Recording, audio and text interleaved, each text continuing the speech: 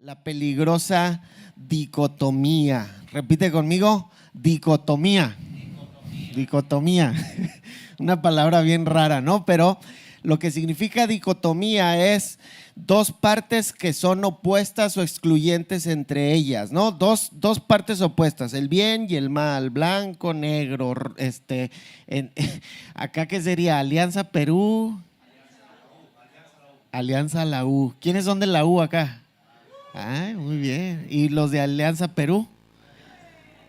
Muy bien. A ver, peléense. No, ay, ay, ay. Dicotomía, esa es una dicotomía, ¿no? Dos cosas muy opuestas, ¿no? Quiero contarte tres historias de tres personas que he conocido a lo largo de mi vida y voy a poner nombres ficticios, ¿no? Nombres mexicanos, ¿no? Panchito. Panchito era una de las personas, es una de las personas más conocedoras de la Biblia que conozco y es un hombre muy seguro de sí mismo, siempre listo para defenderse, para presentar apologética para el siguiente debate. Y el problema es que una vez nos encontramos no para debatir, sino para ayudarles, para ayudarle a él, porque existía una gran brecha entre lo que él conocía también y la manera en la que él vivía y le impedía funcionar correctamente. Su matrimonio se estaba desmoronando, ninguno de sus hijos lo respetaba y sus amigos lo encontraban insoportable, ¿no? A este Panchito que conocía la Biblia de tapa a tapa. Era experto en la gracia, pero era un hombre sin gracia, ¿sí? Y era conocido por ser un crítico impaciente, ¿no? Más que por tener misericordia paciente. Y creía en la soberanía de Dios, pero en su vida diaria él quería controlar cada uno de los aspectos. Fíjate, creía en el control de Dios, pero él era controlador. Y conocía todo sobre Jesús, pero no se parecía ni un poco a Jesús. No amaba bien, no servía bien y no perdonaba bien. Ese es mi amigo. Susana amaba el evangelio y nunca desatendía sus devocionales. Era una chica que tenía en la casa música cristiana todo el día, de mañana a noche, y no faltaba ni una reunión de la iglesia y no había conferencia ni congreso al que no asistiera. Todo iba bien en su vida, parecía que iba bien, pero vivía en miedo constante. Miedo de lo que otros pensaran, miedo de su jefe, de que iba a ser despedida, de que no se iba a quedar sin trabajo. Miedo de enfermarse, poco hipocondriaca y asustada por todo, porque el evangelio que ella profesaba, el evangelio transformador que ella consumía en congresos y en reuniones y en música y en libros, no la había liberado de su miedo. Y Arturito, lideraba un grupo pequeño en su iglesia y era conocedor de la Biblia y aparentaba ser maduro, capaz de liderar equipos. Los integrantes lo estimaban, sin embargo su esposa tenía una experiencia muy diferente a la de las personas de su grupo pequeño. Carácter, ¿no? Cada vez que se reunían, su esposa batallaba con la diferencia entre el Arturo público y el Arturo privado, el Arturo del grupo pequeño y el Arturo de la casa, ¿sí? En la casa no era maduro, era iracundo, era cínico, era humillante y peleaba con los asuntos más triviales. ¿Qué es esto? Una dicotomía, ¿sí? Muy peligrosa, que está presente en muchos de nosotros entre lo que profesamos creer, lo que tenemos en la cabeza y en la manera en la que vivimos, ¿sí? Yo les voy a contar la mía. ¿Están listos? Porque acá no estamos para contar mentiras. Yo creo que mi cuerpo es templo del Espíritu Santo, ¿sí? Pero hace un año, en diciembre, yo me la pasaba mareado, con dolor de cabeza, cansado. Fui a mis análisis de sangre y mis triglicéridos, mi colesterol y el ácido úrico, ¡pum!, como si tuviera 75 años. Era en México lo que le llamaban un gordo flaco. Pero yo toda la vida he creído que mi cuerpo es templo del Espíritu Santo. Pero véanme cómo como, batallo, sigo batallando con eso, ¿no? Pero una de las que quiero hablar ahora es acerca de la doctrina de la Biblia, la bibliología. ¿Cuántos acá consideran que la Biblia, su Biblia, esa que traen ahí, está inspirada sobrenaturalmente por Dios para transformar las vidas y los corazones? ¿Cuántos creen eso? Muy bien, estamos de acuerdo, ¿verdad? Estamos en el mismo equipo. Pero sin querer, muchos llevamos vidas contradictorias de lo que dice la Biblia y de lo que hacemos diario en nuestra vida. Decimos que creemos en un Dios soberano, pero cuando vienen problemas, cuando vienen pérdidas, cuando vienen fatalidades, nos angustiamos como si nadie estuviera al mando de nuestra vida o cuestionamos la bondad y el amor de Dios, ¿cierto o no es cierto? Dios, tú eres soberano, pero siempre y cuando hagas lo que yo quiero. Difícil, ¿no? Y decimos que creemos en nuestra necesidad de la gracia, pero cuando se nos confronta, abogamos por nuestra propia justicia y resistimos la gracia en la que afirmamos creer. ¿Qué significa eso? Que nos pasamos justificando como si no necesitáramos gracia. Y decimos que creemos en la eternidad, pero terminamos desperdiciando nuestro tiempo, energía y dinero en cosas que son temporales, pasajeras y terrenales. Somos materialistas. Entonces, hoy queremos revisar esta dicotomía, lo que creemos versus cómo vivimos. ¿Estamos listos? ¿Sí? Emocionados, contentos, muy bien. Entonces, hoy creo, porque mi esposa y yo trabajamos mucho con nuevas generaciones. Cuando digo nuevas generaciones, niños, preadolescentes, adolescentes, jóvenes. Hoy creemos que la principal desevangelización de las nuevas generaciones es la propia iglesia. ¿Sí? Hay mucho post-cristiano. Yo era cristiano, pero mira, en la iglesia yo veía esta dicotomía a diario y decía, no, pues mejor me paso para el otro lado. ¿Y por qué? Porque también tenemos muy poca relevancia cultural. ¿Qué significa eso? Que somos religiosotes. ¿Sí? El que es religioso no tiene mucha relevancia cultural. ¿Qué significa? Que no afecta la cultura en la que vive, no cambia nada. Entonces, necesitamos revisar lo que creemos verdaderamente, lo que está en nuestra mente. ¿Por qué? Porque nuestros pensamientos siempre van a determinar nuestras acciones, nuestras actividades, nuestra forma de vivir, porque todo lo que hacemos lo hacemos por la manera en la que estamos pensando. ¿Sí? Y aquí vamos, ¿pensamos bíblicamente? Esa es la pregunta.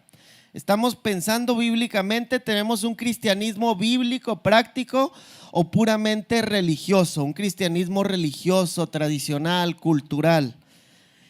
Y hoy vamos a hablar sobre esto, sobre la Biblia, la palabra de Dios, que es un resultado de un creador amoroso que le revela a sus criaturas, a nosotros, lo que es verdad, a fin de que sepamos cómo darle sentido a todos los aspectos de nuestra vida.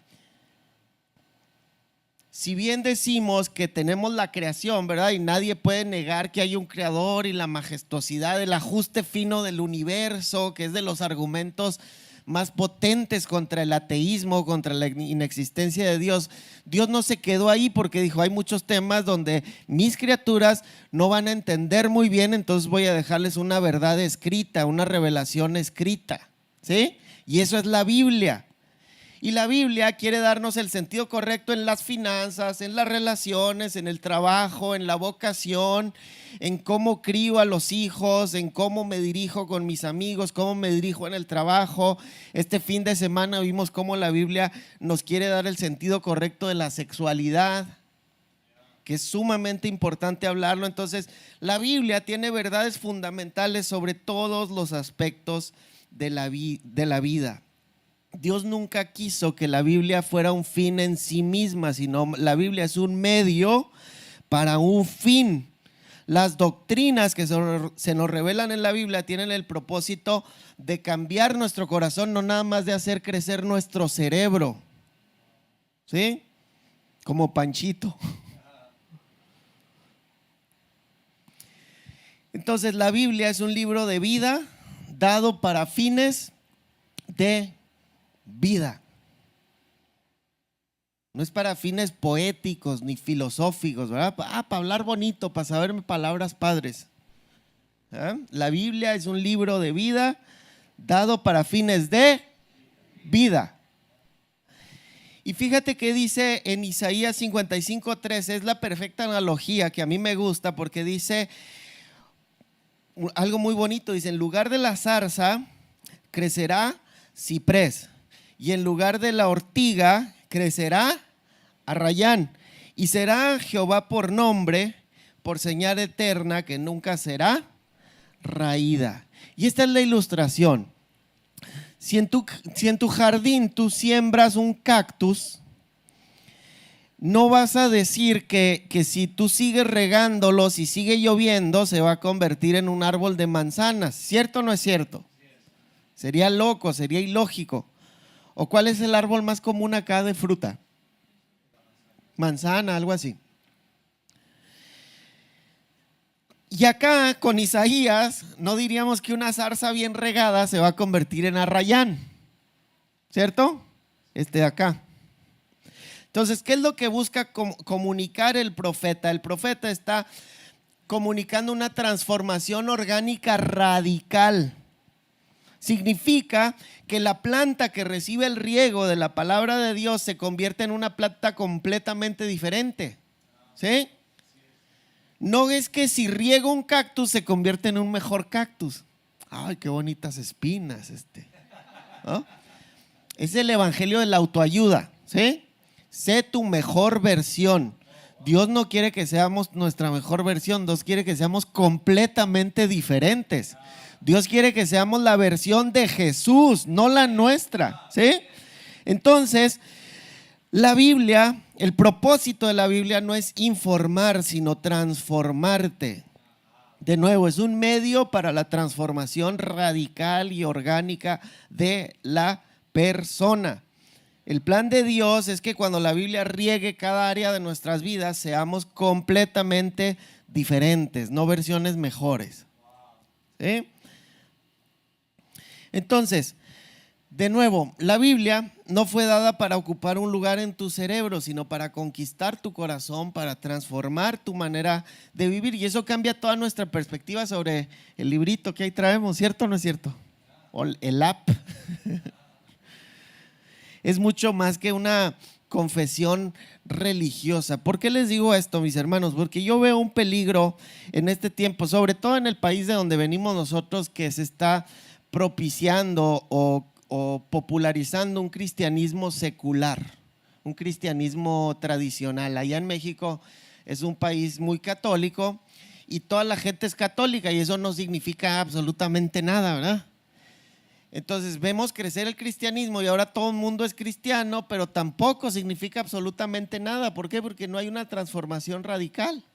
Y es el peligro de la dicotomía, es peligroso, de nuevo. Entonces la Biblia debe transformar todas estas áreas, ¿no? Debe transformar la manera en la que piensas, pero luego en el actuar debe transformar la manera en la que hablas, debe transformar tu actitud en el trabajo, debe transformar tu conducta en el tiempo libre, debe transformar tu comportamiento en el matrimonio. Ojo, porque este es mi tema, el que me gusta mucho, ¿no? El de las redes sociales. Debe transformar la forma en la que consumes entretenimiento. Podríamos decir, debe transformar tu manera de scrollear la Biblia. ¿Eh? Hay una forma correcta de scrollear y hay una forma incorrecta. Debe transformar lo que haces como padre. Entonces Dios no solo quiere tu mente, quiere completamente tu corazón, y no solo tu corazón, Él quiere todo tu ser. Ese es el Shema, ¿no? En Deuteronomio, amar al Señor tu Dios con toda tu mente, con todo tu corazón y con todas tus fuerzas. Él quiere todo. Entonces la Biblia es ese ecosistema donde crece nuestra transformación radical. Y hoy vamos a ver una de las bases que todos los cristianos deberíamos de tener así, pero grabada.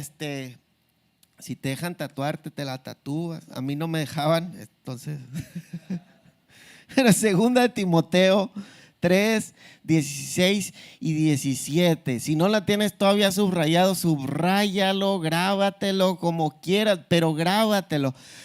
Tenemos unos amigos de una iglesia que se llama Iglesia ERSI, porque tomaron estas iniciales, entonces ellos así se lo graban, ¿no? Entonces, ERSI, y eso a mí me ayudó porque, pues ya yo me lo grabo también.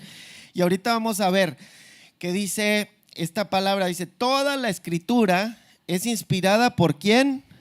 Ok. Y útil para, la primera, enseñar. Luego para reprender. Y luego para corregir. Y por último para instruir en justicia. ¿Y cuál es el propósito de todo esto? A fin de que el siervo de Dios esté enteramente capacitado para toda buena obra.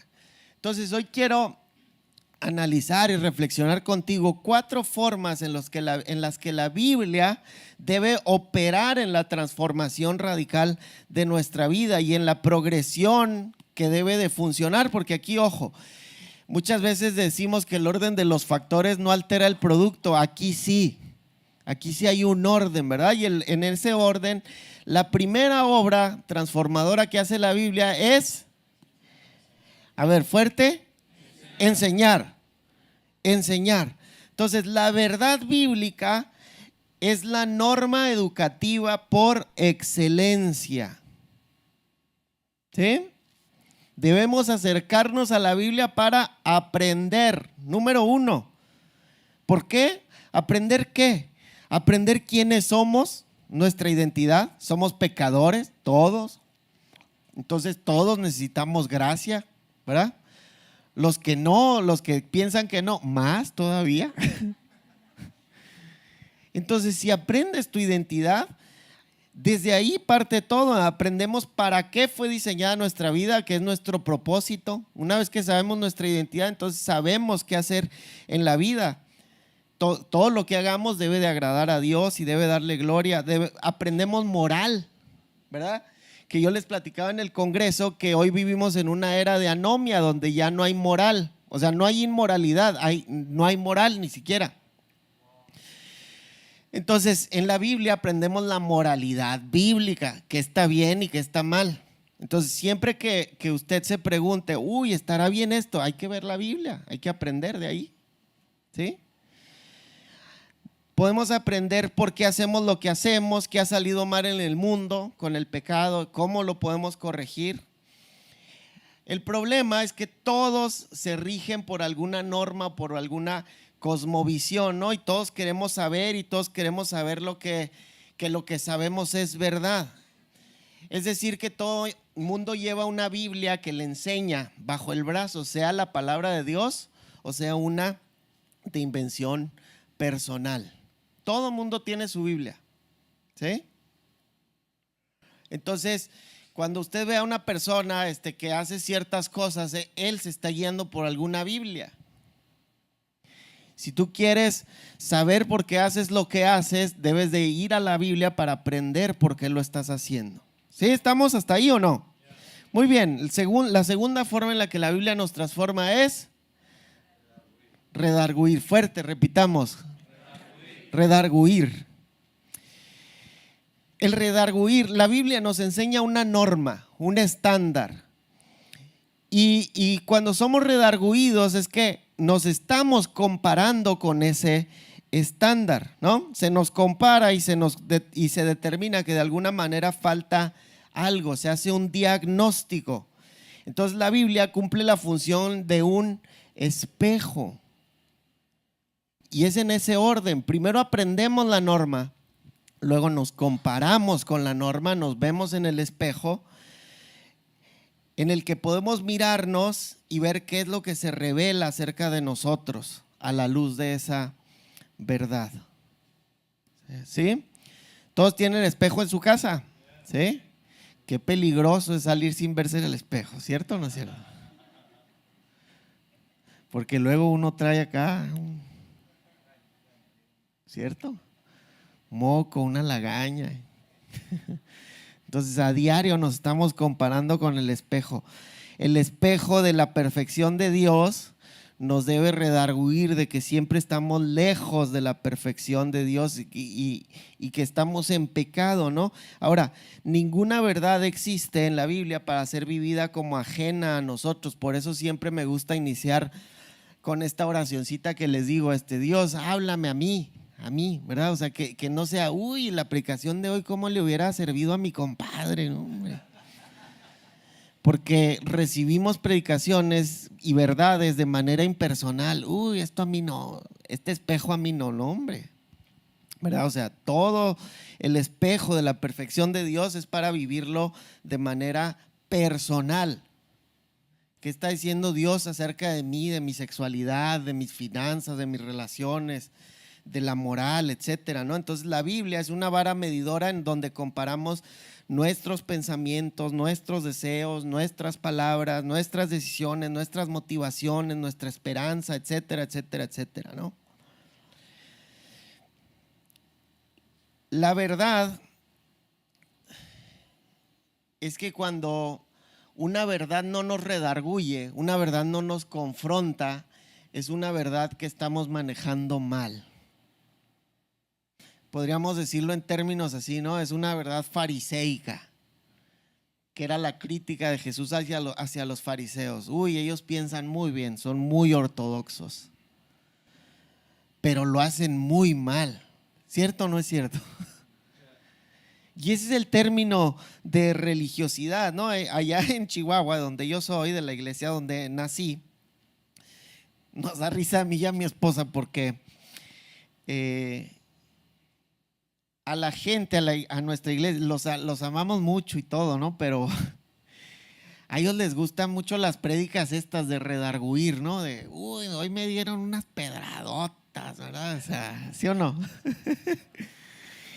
Y mientras más pedradas se acercan y más me felicitan, ¿verdad? Son masoquistas, ¿no? Qué redarguimos salimos, ¿verdad? Pero si no seguimos el proceso de la contrición, de la confesión, del arrepentimiento, pues tenemos iglesias muy apedreadas nomás, ¿verdad? Muy redarguidas, pero muy poco arrepentidas. Entonces, una verdad que no confronta es una verdad mal manejada. Es posible y tentador usar a la Biblia de manera no bíblica cuando se omite la función de redarguir, ¿verdad? ¿Qué es lo que sigue? El punto número 3, el paso número 3, que es corregir. ¿Cómo nos gusta la corrección? ¿Cierto o no es cierto? Nos encanta. ¿Verdad? Decimos, uy, hoy voy el domingo para que me corrijan, qué bonito. ¿Cierto o no es cierto?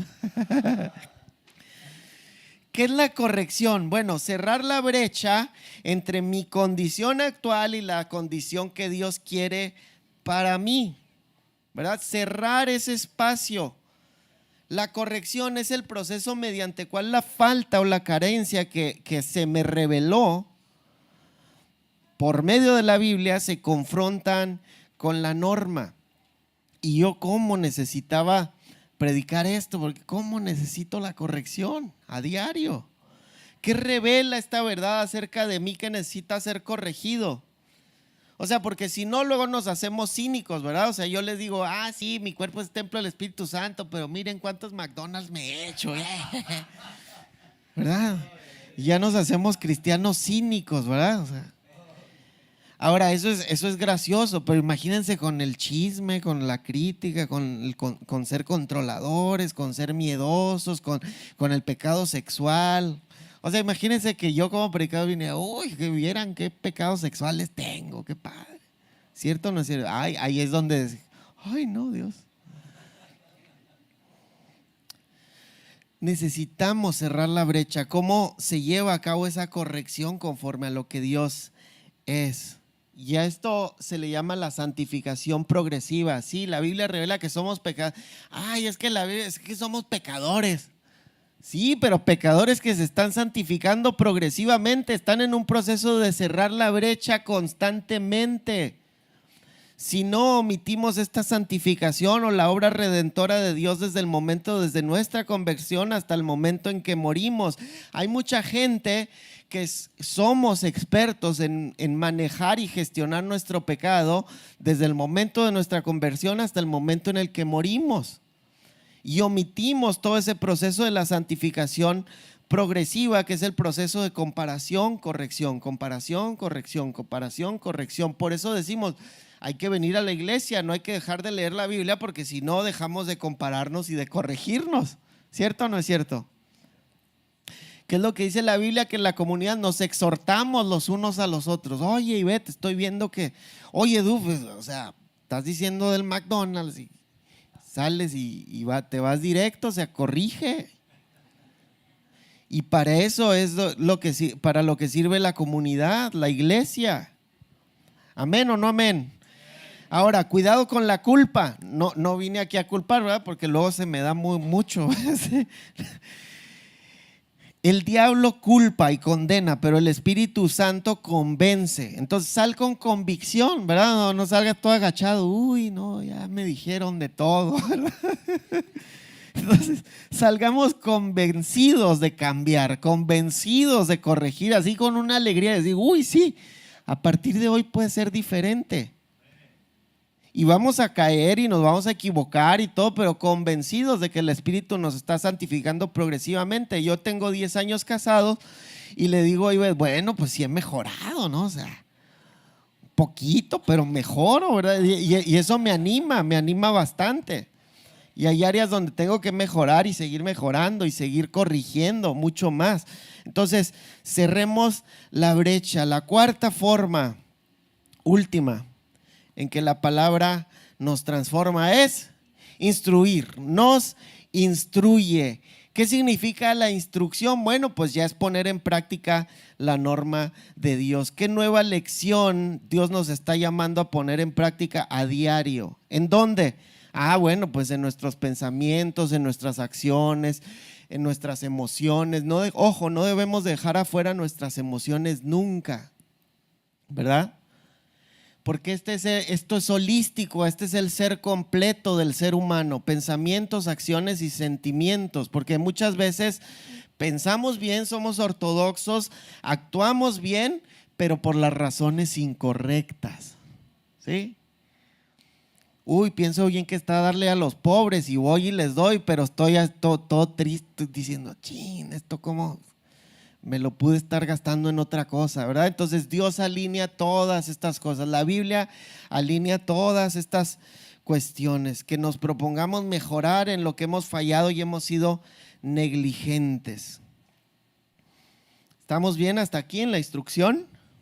La instrucción es donde se cierra la llave, ¿no? Se cierra la brecha y se pone en práctica, es donde tenemos cristianos funcionales, cristianos prácticos. El peligro, de nuevo, para cerrar todo esto, es que muchos cristianos estamos dispuestos a vivir en una contradicción funcional. Somos contradictorios. Y a vivir de esto en una forma constante y diaria, entre una contradicción entre las verdades que profesamos creer y la forma en la que elegimos vivir.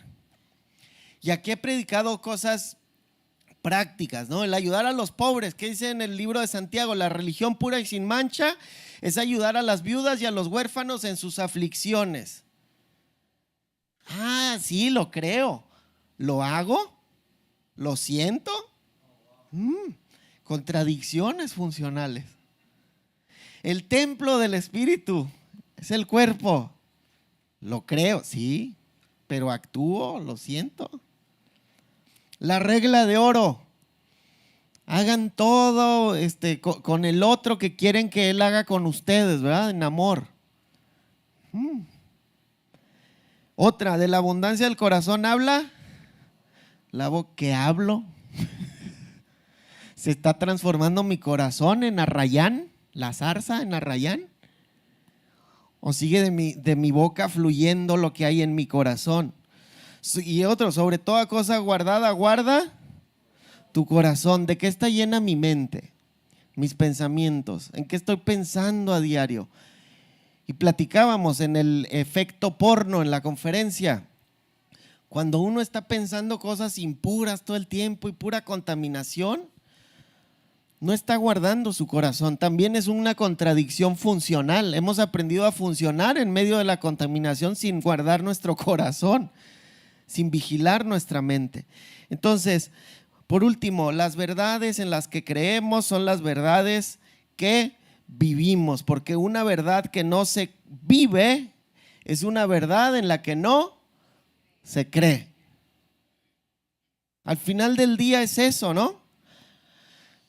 Una verdad que no vivimos es una verdad en la que no creemos realmente, porque lo que creemos realmente debe de afectar nuestra práctica, debe de afectar nuestras emociones, debe de afectar nuestros sentimientos. Y la dicotomía es muy peligrosa porque le roba la gloria a Dios, nos debilita espiritualmente, produce idolatría, produce religiosidad en nosotros,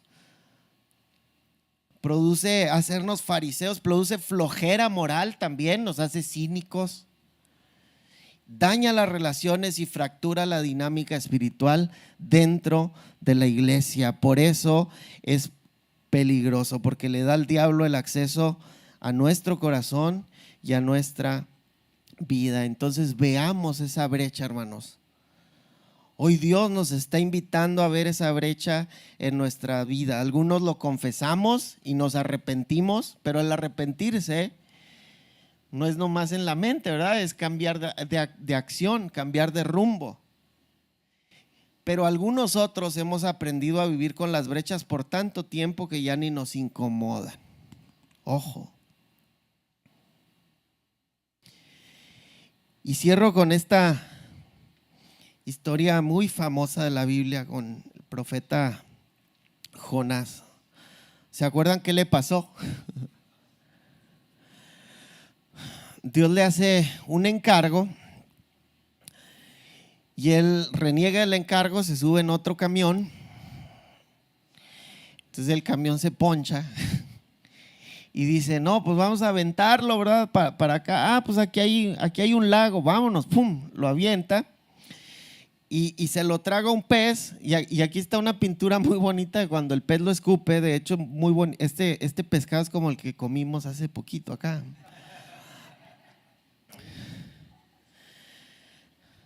Pero hay una escena en el capítulo 1, verso 9, cuando están echando la suerte y toda esta cuestión, y le preguntan, y Jonás se presenta.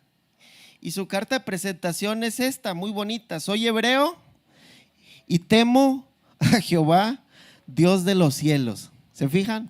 ¿Sí? Pero yo les pregunto a ustedes, ¿había temor en la vida de Jonás mientras estaba presentando ahí con las personas? Estaba haciendo totalmente lo opuesto a lo que Dios le había dicho. Entonces no pareciera que había señal de temor de Dios en él, ¿cierto o no es cierto? ¿Por qué? Porque no tuvo la dificultad de mirar a Dios a la cara y de decirle: a ver, no voy a hacer lo que me pides, tú me pediste en este camión y yo me subí en este otro.